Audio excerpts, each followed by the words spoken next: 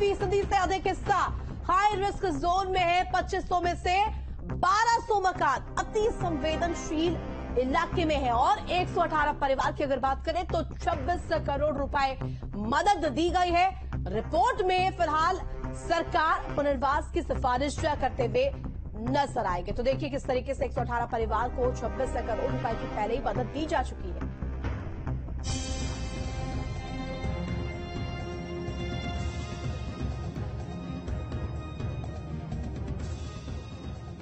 जोशीमठ आपदा को 1 साल से ज्यादा का समय पूरा हो चुका है। सरकार की मदद से कुछ आपदा प्रभावितों का जीवन पटरी पर भले ही धीरे धीरे लौट रहा हो, लेकिन अब भी कई लोग राहत के इंतजार में हैं। प्रशासन के सर्वे में नगर में दरार वाले 868 भवन चिन्हित किए गए थे। यहाँ रहने वाले परिवारों में से 118 को पुनर्वास पैकेज के तहत 26 करोड़ रुपए बांटे जा चुके हैं, लेकिन इसके बाद भी कई लोग अब भी आपदा का दंश झेलने को मजबूर हैं। जोशीमठ को 3 रिस्क जोन में डिवाइड किया गया, high risk zone, medium risk zone और low risk zone. High risk zone को कई उसके भाग थे। हाई रिस्क जोन के पहले 17 भाग थे। हमारी टीम 18 से 18, 19, 20 आज भी चल रही है।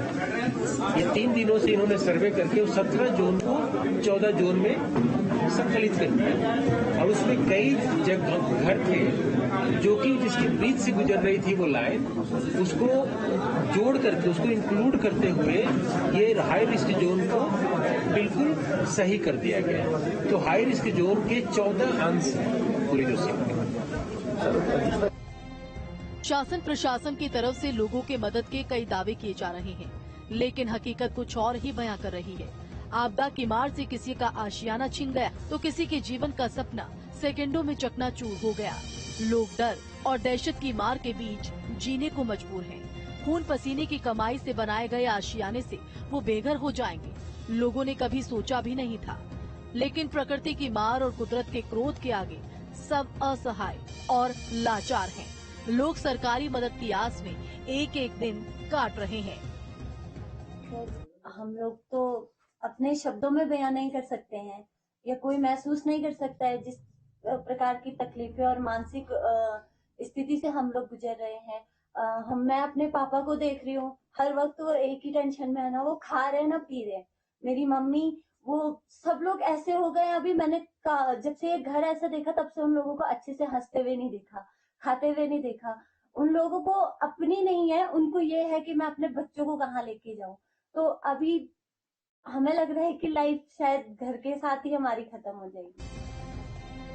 आपदा के 1 साल में आपदा प्रभावित लोगों को राहत के दावे तो काफी किए गए, लेकिन जमीन पर काम का इंतजार अब भी लोगों को है। आपदा के 1 साल बाद जोशीमठ में आपदा प्रभावित लोगों तक राहत के रूप में सर्वे ही मिला है। जोशीमठ में पड़ी दरारों के बाद वाडिया इंस्टीट्यूट, IIT रुड़की समेत कई संस्थानों ने स्थिति का सर्वे किया है, लेकिन उन सर्वे रिपोर्ट के आधार पर एक्शन प्लान का इंतजार लोगों को अब भी है। औली जाने वाली सड़क हो या नीचे नरसिंह मंदिर वाली सड़क हो, गैस गोडाउन के पास की सड़क हो, सब सड़कें नीचे धसक रही हैं। घर मकान तो आप देख के आए हैं कि सारे घर मकानों में ऐसी स्थिति हो गई है कि लोग जो है किसी तरह उसमें दिन गुजार रहे हैं। और हम अभी भी कह रहे हैं कि जो एक कमेटी बनी है ये अभी भी पूरी नहीं है, क्योंकि अभी भी इसमें जो है पर्यावरण से के क्षेत्र से जुड़े हुए लोग होने चाहिए थे, इसमें मानवाधिकार क्षेत्र से जुड़े हुए लोग होने चाहिए थे, क्योंकि ये जो है ह्यूमन ट्रेजेडी है। मानव इसमें प्रभावित है। उनका क्या होगा, उन जो लोग का मकान टूट गया उनके विस्थापन की क्या स्थिति होगी, इन सब पर बात होनी चाहिए।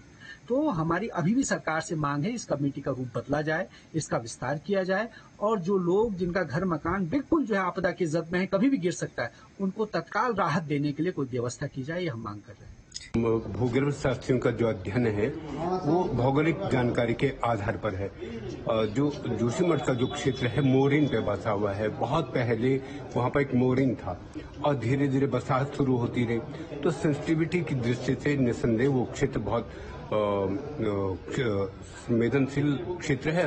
और भूगर्भ शास्त्रियों का जो अध्ययन है उन्होंने प्रैक्टिकली नॉलेज किया, जमीन के अंदर पानी देखा है उन्होंने कि भाई जो बर्फ का पानी है वो कितना खतरनाक है और भविष्य में कितना संवेदनशील हो सकता है। चिंता का तो विषय है और ये केवल शाब्दिक चिंता नहीं है, अध्ययनात्मक चिंता है उनकी, जिसको उन्होंने शोधपूर्ण ढंग से 6 एजेंसियों ने किया। मजेदार बात की जो 6 वैसे एजेंसी जी हैं जिनको विश्वसनीय है, यूनिवर्सिटी लेवल की हैं और भूगर्भ शास्त्र जो टॉप मोस्ट के, उसका कंटूर मैप हुआ है। इस दृष्टि से क्या तो निसंदेह चिंता का विषय तो है, भूगर्भ शास्त्रियों की बात को मानना पड़ेगा। जोशीमठ में हालात इस कदर खराब हो चुके हैं कि धार्मिक, ऐतिहासिक और पौराणिक नगरी की पहचान ही अब खतरे में है।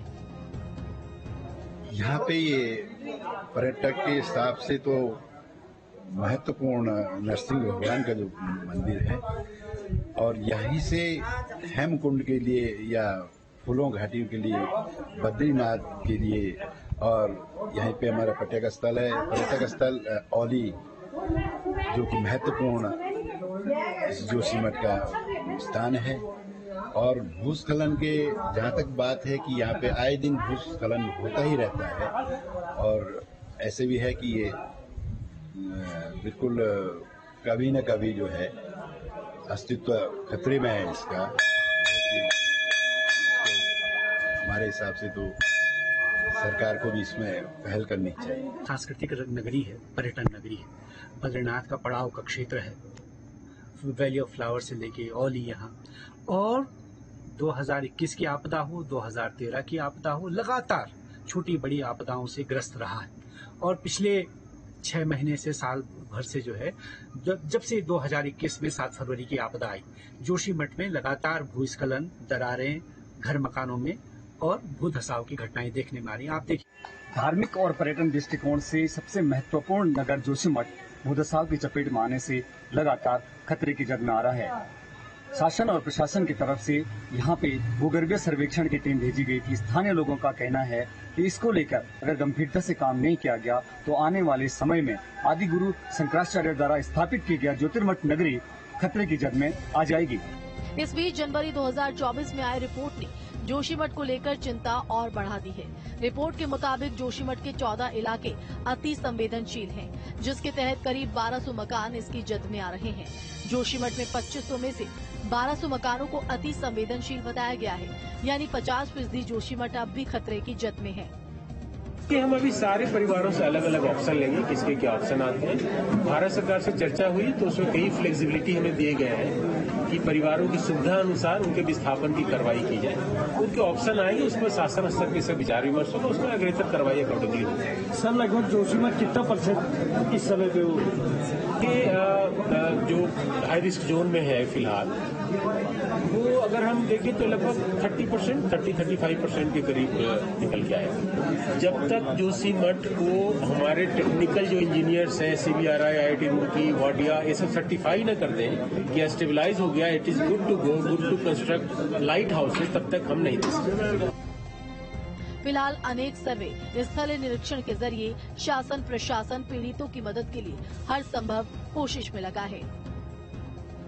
आदि गुरु शंकराचार्य द्वारा बसाया गया ज्योतिर्मठ नगर आज अपने अस्तित्व को बचाने के लिए छटपटा रहा है, जिसके चलते कई लोगों की जिंदगियां खतरे में पड़ गई हैं।